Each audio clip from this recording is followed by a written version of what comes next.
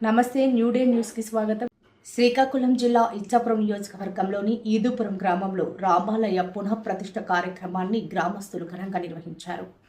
ఈ సందర్భంగా ప్రత్యేక యాగాన్ని భక్తి శ్రద్ధలతో నిర్వహించారు.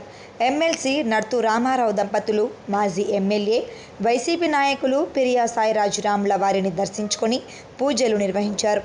వైసీపీ సీనియర్ నాయకులు ఇచ్చాపురం పిఏసిఎస్ మాజీ అధ్యక్షులు నర్తు నరేంద్ర యాదవ్, ఈదుపురం సర్పంచ్ నర్తు ప్రసాద్, ఎంపీటీసీ ప్రతినిధి నర్తు ప్రేమ్కుమార్ తదితరులు వారికి ఆహ్వానం పలికారు. ఈ కార్యక్రమంలో వైసీపీ నాయకులు కాళ్ళ సత్యం, బచ్చు జగన్, నూకయ్యరెడ్డి, రాజారెడ్డి, రత్నాల వెంకటరమణ, పాత్రుల రాజశేఖర్ తదితరులు పాల్గొన్నారు.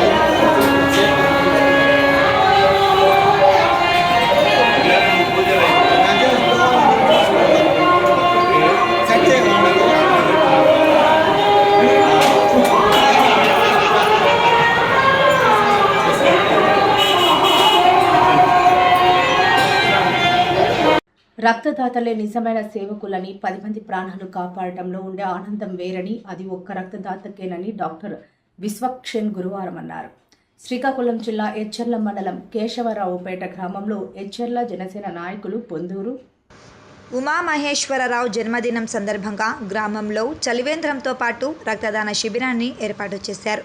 ముఖ్య అతిథులుగా పాల్గొన్న జనసేన నియోజకవర్గ ఇన్ఛార్జ్ డాక్టర్ విశ్వక్సేన్ రక్తదాన శిబిరాన్ని ప్రారంభించి మాట్లాడుతూ, రక్తదానం మహాదానమని, జన్మదినాన్ని ఇటువంటి ఆలోచన చేసి ఉమామహేశ్వరరావుకు మదర్స్ హెల్పింగ్ సొసైటీ డాక్టర్ పైడి ప్రదీప్లకు అభినందనలని, రక్తదానం ఒక మహోత్తర కార్యక్రమం అన్నారు.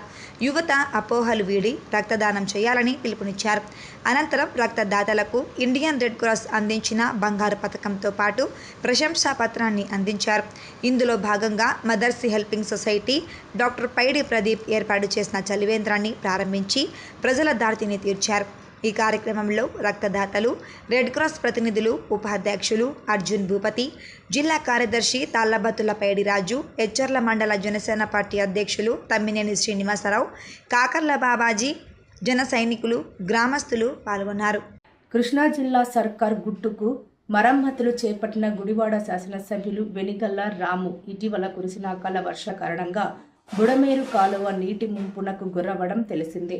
ఈ తుఫాను ప్రభావంతో నందివాడ మండలం చేదుర్తిపాడు గ్రామంలో సర్కారు గుట్టకు గండిపడి గ్రామం నీట మునిగి ప్రజలు ఇల్లు వదిలి బయటకు వెళ్లిపోవాల్సిన పరిస్థితి నెలకొంది. అంతేకాకుండా గట్టుకు గండి పట్టడంతో బాపులపాడు మండలం వరకు ఉన్న పంట పొలాలు దెబ్బతిని తీవ్ర నష్టం వాటిల్లిందని స్థానిక రైతులు తెలిపారు. ఈ విషయాన్ని గ్రామ పంచాయతీ సర్పంచ్ బొల్లం వేణుగోపాలరావు, గ్రామ పార్టీ నాయకులు తాతనబోయిన ఉమామహేశ్వరరావు, గ్రామస్తులు కలిసి గుడివాడ ఎమ్మెల్యే వెనిగళ్ల రాము, నాయకులు యార్లగడ్డ రవి దృష్టికి తీసుకెళ్లగా దీంతో ఆయన స్పందించి సుమారు 100 మీటర్ల వరకు సర్కార్ గట్టుకు కాంట్రాక్టర్ గొట్టిపాటి శ్రీధర్ సమక్షంలో మరమ్మతులు చేపట్టారు. ఎన్నో ఏళ్లుగా ఇబ్బందులు పడ్డామని అడిగిన వెంటనే స్పందించి సమస్యను పరిష్కరించినందుకు గ్రామస్తులు ఆనందం వ్యక్తం చేసి కృతజ్ఞతలు తెలిపారు.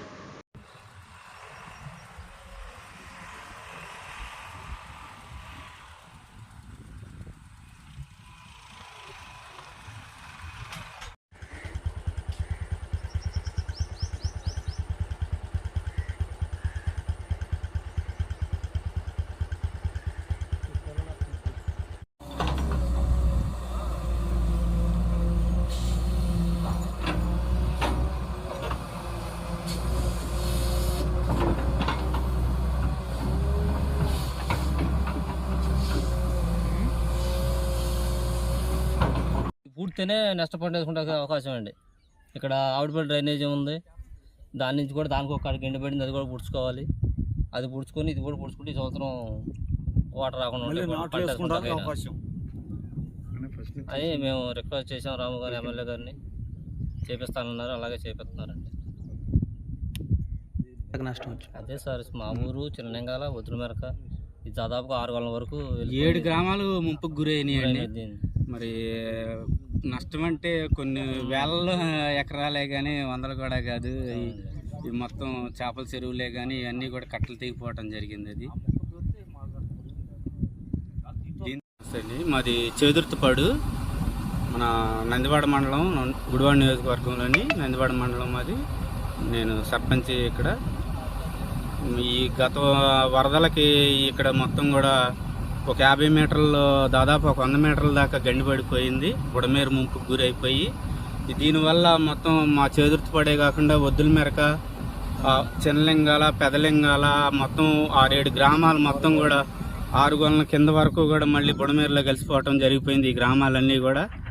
ఆ తర్వాత మేము ఎన్నోసార్లు ఇంతకు ముందు కూడా గతంలో చెప్పినా సరే ఈ కట్ట సరిగా పోయిపోవటం వల్ల ఈ ప్రమాదం జరిగింది. అదే విషయం రాము గారికి, మా ఎమ్మెల్యే గారికి చెప్పుకుంటే వేసవకాలం రాగానే చేస్తానన్నారు. అట్లాగే ఇప్పుడు మేము వెళ్ళి గ్రామస్తులు కొంతమంది మేమందరం వెళ్ళి అడగగా ఎమ్మెల్యే గారు ఎమ్మటే పని స్టార్ట్ చేసి మాకు ఈ కట్ట పోపిస్తున్నారు, బలంగా పోస్తున్నారు. చాలా ఎడల్పు, ఇంతకు ముందు ఉన్న కట్ట కన్నా కూడా ఇప్పుడు ఎడల్పుగా పోస్తున్నారు. చాలా సంతోషంగా ఉందండి. ఈ పని త్వరగా పూర్తి చేసేసి మాకు ఇస్తాను ఎమ్మటే అని కూడా చెప్పారు. చాలా సంతోషంగా ఉందండి మా ఎమ్మెల్యే గారు మాకు ఈ సాయం చేసినందుకు.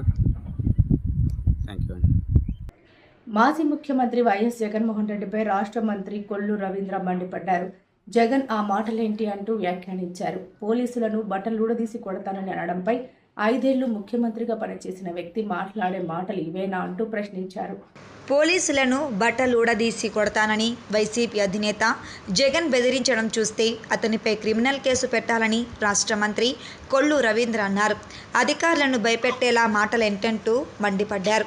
తిరుపతి పార్లమెంటు టీడీపీ కార్యాలయంలో బుధవారం ఆయన మీడియాతో మాట్లాడారు. గతంలో పోలీస్ వ్యవస్థను నిర్వీర్యం చేసిన ఆయన ఇప్పుడు అదే పోలీసులు రక్షణగా వస్తే వారిని అవమానపరిచేలా మాట్లాడటం మంచిది కాదన్నారు. పోలీసులు ఏకపక్షంగా వ్యవహరిస్తే జగన్ బయటకు వచ్చే 6 కాదన్నారు. విజువల్స్ ఉన్నాయి. ఆ రోజు గుర్తు రాలేదా జగన్మోహన్ రెడ్డి గారు మీకు? మొన్న రాఫ్తాడుకు వచ్చి ఏదో వాళ్ళ కుటుంబ తగాదాలో జరిగినటువంటి ఇన్సిడెంట్ని తీసుకొచ్చి అది రాజకీయం చేయడానికి ప్రయత్నం చేసి అక్కడ డబ్బులు ఇచ్చి జనాన్ని తోలుకొచ్చి పోలీసుల్ని బట్టలు ఉడదీస్తామని చెప్పి మాట్లాడుతూ ఉన్నారంటే ఇవాళ ఒకసారి మనందరూ కూడా ఆలోచించాలి. గతంలో చూసాం, చంద్రబాబు నాయుడు గారి ఇంటి మీదకి వెళ్ళి దాడి చేయడానికి ప్రయత్నం చేస్తే వాళ్ళకి ప్రమోషన్ ఇచ్చి మంత్రి పదవి ఇచ్చారు. తెలుగుదేశం పార్టీ కార్యాలయం మీద దాడి చేస్తే వాళ్ళకి ప్రమోషన్స్ ఇచ్చారు. అదేవిధంగా మాచర్లలో మా నాయకులు వెళ్తే అక్కడ దాడి చేసిన వ్యక్తికి మున్సిపల్ చైర్మన్ ఇచ్చారు. అప్పుడు గుర్తులేదా జగన్మోహన్ రెడ్డి గారికి మీకు ఈ కష్టాలు, ఈ బాధలు? ప్రజలు మేము ఆ రోజున ఎన్ని ఇబ్బందులు పడ్డారు. రేపలలో ముక్కు పచ్చలారని ఒక పసికందుని అక్కని ఏడిపిస్తున్నారని చెప్పి అడిగినందుకు పెట్రోల్ పోసి తగలబెట్టారు. అప్పుడు గుర్తు రాలేదు మీకు? ఈరోజు వచ్చి పోలీసులని అంటే వాళ్ళ ప్రతిష్టని, వాళ్ళ యొక్క ఆత్మస్థైర్యాన్ని దెబ్బతీయడానికి మీరు ప్రయత్నం చేస్తూ ఉన్నారు. బట్టలు కూడా తీస్తారంటున్నారు. ఏంటి భాష? నిన్నొక మాజీ మంత్రి మాట్లాడతాడు, వాళ్ళంట తలుచుకుంటే ఇళ్లలోంచి ఎవరు రారంట రేపు వాళ్ళు కలిస్తే. గుంటూరు జిల్లా ఆ పక్కంతా కూడా ఇళ్లలోంచి బయటికి రారు, గుంటూరు జిల్లా అవతలంతా కూడా తలకాయలు ఉండలు అని చెప్పి ఒక మాజీ మంత్రి మాట్లాడుతూ ఉన్నారంటే, ఒక ముఖ్యమంత్రి వచ్చేమో పోలీసుల్ని అందరినీ మాట్లాడుతూ ఉన్నారంటే తప్పకుండా వీళ్ళ మీద క్రిమినల్ కేసులు కట్టాలి, దీని మీద ఖచ్చితంగా చర్యలు తీసుకోవాలి. దాని మీద ప్రతి ఒక్కరు కూడా ఇవాళ వాళ్ళు చేసినటువంటి చేష్టలన్నీ కూడా ఎవరు మర్చిపోరు. ఇవాళ మేము ఒక మంచి ఆలోచనతో గౌరవ ముఖ్యమంత్రి గారు సంక్షేమ కార్యక్రమాలు ఏ రాష్ట్రంలో ఏమైనా విధంగా 4,000 రూపాయల పెన్షన్లు, ప్రతి సంవత్సరం 33,000 కోట్లు, ప్రతి నెల 64 లక్షల పెన్షన్లు ఇస్తున్నాం. గ్యాస్ సిలిండర్ దగ్గర 1 లక్ష గ్యాస్ సిలిండర్కి వెళ్ళిపోతూ ఉన్నాయి. ఇన్ని రకాలుగా ఈ రాష్ట్రంలో సంక్షేమ కార్యక్రమాలు, అభివృద్ధి కార్యక్రమాలు, ఇవాళ పేదరికం లేనటువంటి సమాజ నిర్మాణం కోసం కూడా P4 ప్రోగ్రామ్ని ముఖ్యమంత్రి గారు తీసుకెళ్తా ఉన్నారు. ఇవన్నీ కూడా ప్రజలు గమనిస్తూ ఉన్నారు. ఇవాళ మేము నవోదయం ప్రోగ్రాం కూడా స్టార్ట్ చేసాం ఫిబ్రవరి 19న. నవోదయం ఆధ్వర్యంలో కూడా ఏదైతే నాటు సారా కానీ ఐడి లిక్కర్ కానీ టోటల్ కంట్రోల్ చేయడానికి ఇవాళ అన్ని టీమ్స్ కూడా ఏర్పాటు చేసుకున్నాం. అలాగే గంజాయి మీద కూడా ఇవాళ పెద్ద ఎత్తున ఈగల్ టీమ్స్ వేసుకోవడం జరిగింది. ఖచ్చితంగా ఈ రాష్ట్రంలో ప్రొహిబిషన్ని పూర్తి స్థాయిలో అమలు చేస్తూ ప్రజలకి ఒక ఆరోగ్యకరమైనటువంటి విధానంతో ముందుకెళ్తామని చెప్పి తెలియజేసుకుంటూ ఇటువంటి చక్కటి గోడౌన్ మరి వెంటనే పక్కనే ఆల్రెడీ షెడ్ కూడా దానికి ఎక్స్టెండ్ చేస్తున్నారు. మరి వారిని కూడా పిలిపించుకుని మరి మేడం గారు తప్పకుండా దాన్ని కూడా క్లియర్ చేస్తే 40,000 ఎస్ఎఫ్టీ వస్తుంది. మరి ఇటువంటి చక్కటి కార్యక్రమం చేస్తున్న సునీతమ్మ గారికి ఒకసారి గట్టిగా మనం అందరం కూడా హృదయపూర్వకంగా అభినందనలు తెలియజేసుకుంటూ సెలవు తీసుకుంటా ఉన్నాను. జై హింద్.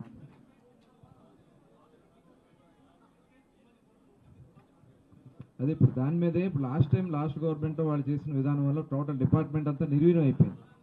ఇవాళ దానికోసమే నిన్న కూడా తిరుపతిలో రివ్యూ పెట్టుకున్నాం. స్టేట్ లెవెల్ రివ్యూ చేసుకుని ఎక్కడెక్కడ ఎటువంటి లోపాలు ఉన్నాయని చెప్పి తెలుసుకున్నాం. దాదాపు ఒక 3,000 మంది వరకు సిబ్బంది రిక్వైర్మెంట్ వేకెన్సీస్ ఉన్నట్లుగా తెలుస్తూ ఉంది. టోటల్ అవన్నీ కూడా తీసుకుని ముఖ్యమంత్రి గారు దృష్టిలో పెట్టి త్వరలోనే అవన్నీ కూడా భర్తీ చేయడానికి ప్రయత్నం చేస్తాం. అనకాపల్లి జిల్లా డిఎల్పురం వద్ద వాటర్ ఫ్రంట్ను క్యాప్టిన్ పోర్ట్ నిర్మాణం కోసం Arcelor Mittal Nippon steel India లిమిటెడ్కు కేటాయిస్తూ ఆంధ్రప్రదేశ్ ప్రభుత్వం ఉత్తర్వులు జారీ చేసింది. 2.9 కిలోమీటర్ల వాటర్ ఫ్రంట్ పొడవు ప్రాంతాన్ని పోర్టు నిర్మాణానికి అనుమతించింది. భారత నౌకాదళానికి చెందిన ఎన్ఏఓబి రాంబిల్లీ పోర్టు ఏర్పాటుకు ఇచ్చిన నోటిఫికేషన్ ప్రకారం 3 నాటికల్ మైళ్ళ బఫర్ జోన్కు వెలుపల ప్రస్తుతం కేటాయించిన ప్రాంతం ఉందని ప్రభుత్వం పేర్కొంది. పోర్టు నిర్మాణానికి కేంద్ర రక్షణ, హోమ్ షిప్పింగ్ మంత్రిత్వ శాఖలతో పాటు ఇతర చట్టబద్ధమైన ఏజెన్సీల నుంచి అవసరమైన ఎన్ఓసి క్లియరెన్స్లను ఆర్సెలార్ మిత్తల్ సంస్థ పొందాలన్న నిబంధన విధించింది. పారిశ్రామికంగా ఏపీ అభివృద్ధిని దృష్టిలో పెట్టుకొని వాణిజ్యాన్ని సులభతరం చేయడంతో పాటు పెట్టుబడులను ఆకర్షించడం, లాజిస్టిక్స్ సామర్థ్యం పెంచుకునేందుకు క్యాప్టివ్ పోర్ట్ అవసరం ఉందని ప్రభుత్వం అభిప్రాయపడింది.